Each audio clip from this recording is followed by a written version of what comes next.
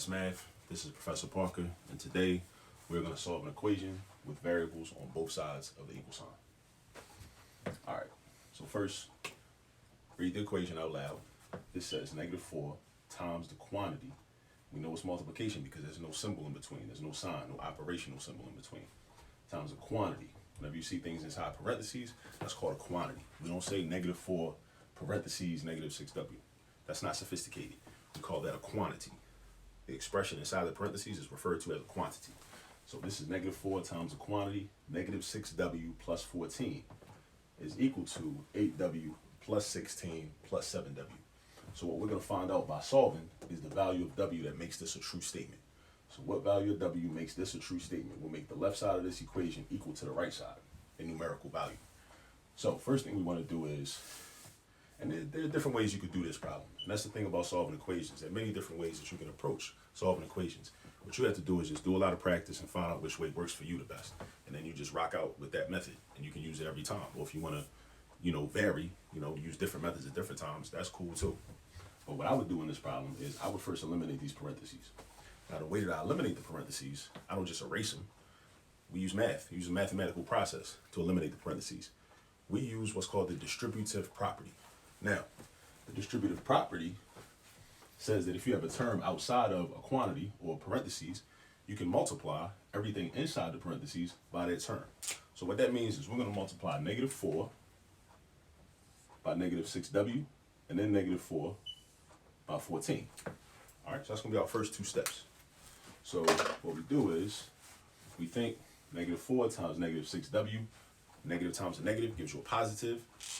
4 times 6 is 24. So this becomes positive 24w. Don't forget about the w. Now, we want to practice what's called distributive justice, meaning we want everybody in the parentheses to get distributed a -4, right? So -4 times 14. We don't want to commit distributive injustice where everybody in the parentheses doesn't get to eat or doesn't get the -4. All right? So -4 times 14, we know that's going to be a negative, and we know that that's going to be 56. So -56. 4 times 14 is 56. And that's another reminder that we should all memorize our multiplication facts, at least with factors 1 through 15. We should memorize all of those. We should constantly and on a regular basis complete multiplication table templates. All right. If you want to, you can go to my website, allthismath.com, and you can download a free multiplication table template if you want to, allthismath.com. At any rate, so then we have equal sign, and we just rewrite the right side. All right, now, my goal now is I want to do something that's called transpose.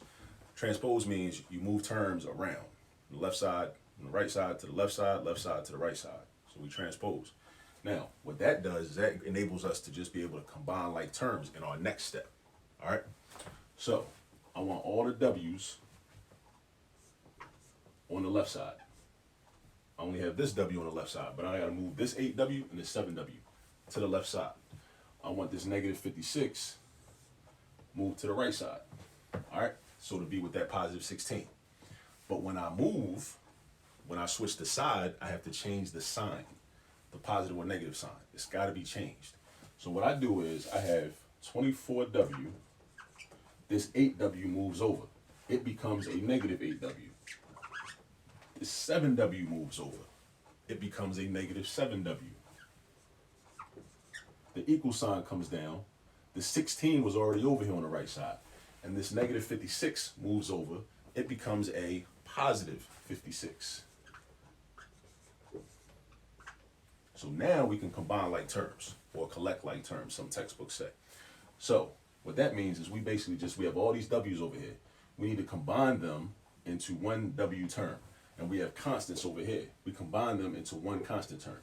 So we do 24 minus 8, which is 16, and then 16 minus 7, which is 9. So we got 9w is equal to the sum of 16 and 56. 16 and 56 is 72. 56 plus 10, 66. 66 plus 6 is 72. Right.